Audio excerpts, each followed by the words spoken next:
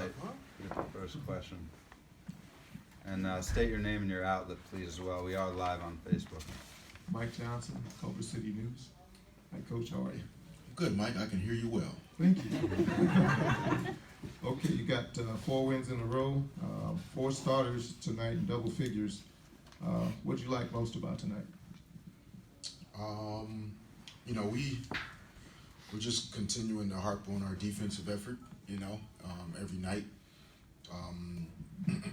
We're not going to shoot, you know, 50% from the field, 40% from the three a lot of nights.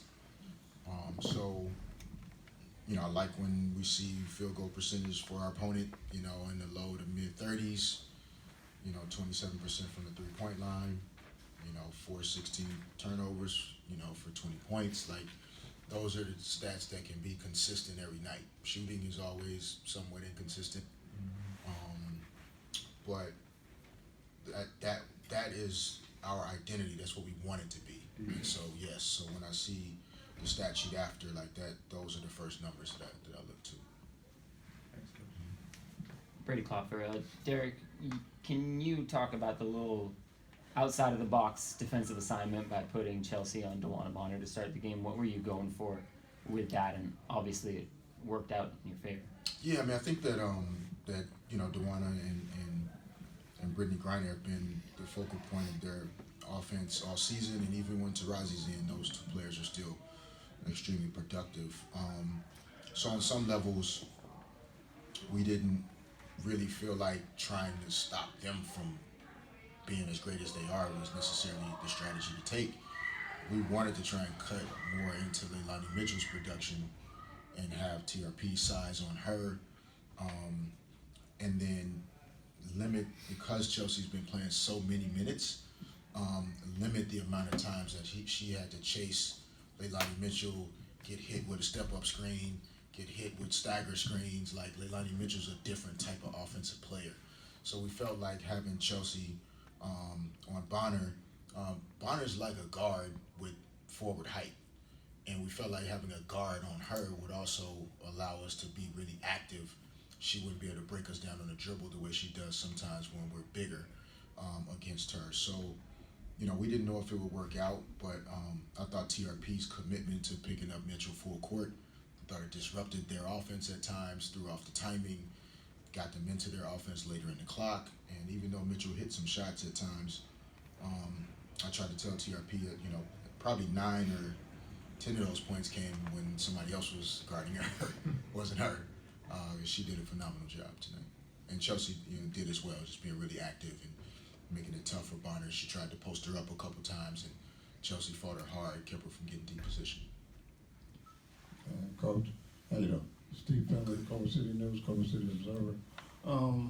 Those of us that saw Sydney play last year, this year she's a totally different player. How were you guys able to put her in a position to be the player she is today? Yeah, I mean, I think that credit goes a lot to Sydney. I mean, you know, we talked, you know, once I accepted the job in terms of reaching out to all of the players and sharing some thoughts about, you know, what I envisioned, but more so me listening to what they envisioned for themselves. And so with Sydney, you know, she made a commitment to training really, really, really hard in the off season. She's in phenomenal condition. Like, she can run all day.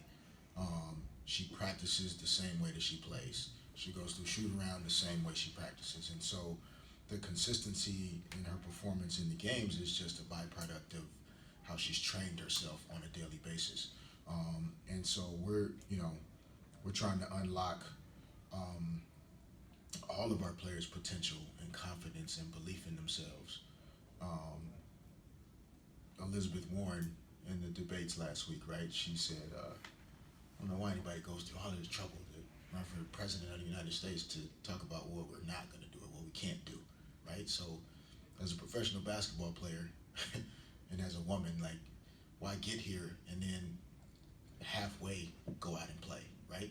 Like, go be confident, go take risks, go be aggressive, go play because you earned it, like, you're here. There's a lot of women that can't get here or that have been here and didn't handle it and take advantage of it. So Sydney handles it the right way, and we're happy for her that she's getting a chance to live out her dream and get a chance to to play and compete every night because she deserves it. Pavy here, HNB Media. A little bit off topic, but I play a lot of video games, and word came down today that the WNBA will be included on 2K20.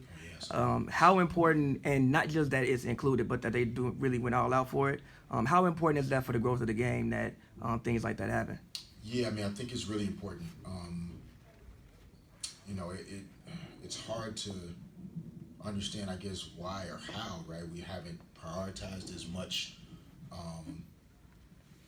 putting, girls and women and young women in positions to be recognized, appreciated, celebrated, so that then the young people that are growing up behind them have a visual of like what it's like to, this is what I need to do in order to become elite, to put myself in position to be that one day. And we all at some level have had that example. There was a coach or a pastor or a friend or an uncle or someone maybe in our personal lives. But then as athletes, you have to have, that muse, so to speak, of like, I want to be like him. I want to be like her.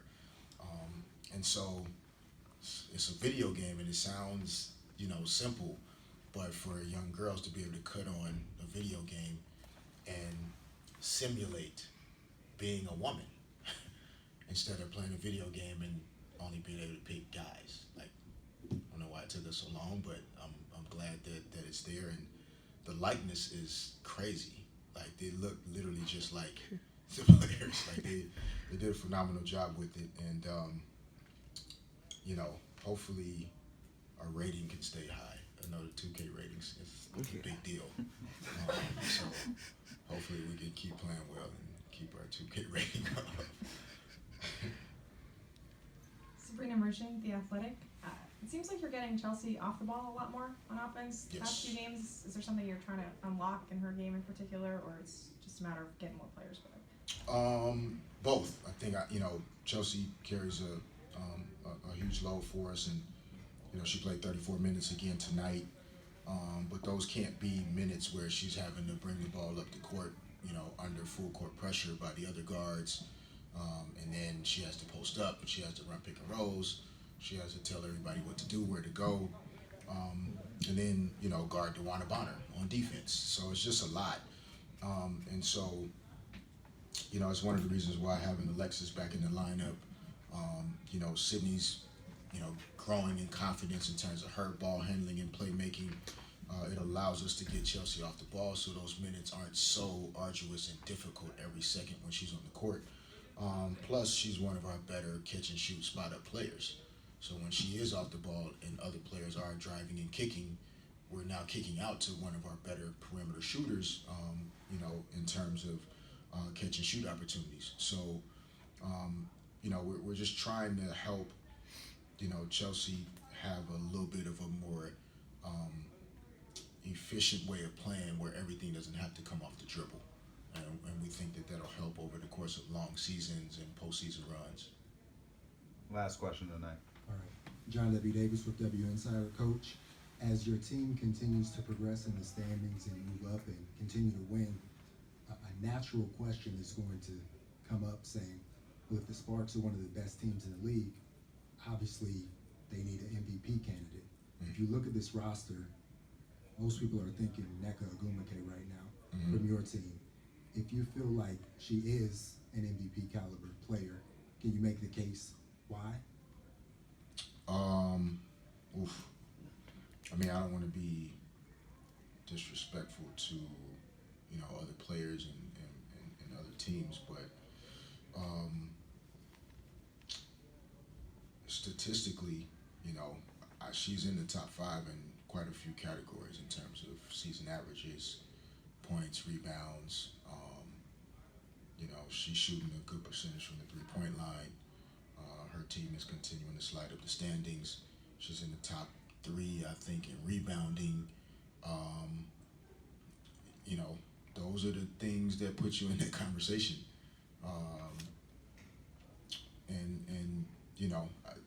She's been the MVP before, so it's not as though it's a surprise that she's she should be in the conversation. defensively what she does that doesn't always necessarily, show up in the stat sheet. Like, she doesn't necessarily average 3 or 4 steals a game, but when you look at the way she rebounds the basketball, how she switches out in pick and roll, she can guard every position. Trust me, other coaches know that she's an MVP caliber player. We know it, and we're fortunate to have her. And so, whether she wins it or not, she's been our most valuable and most consistent player all season long. And I think she embraces being a leader. She embraces being the foundation and kind of the rock of our team. And she plays that way.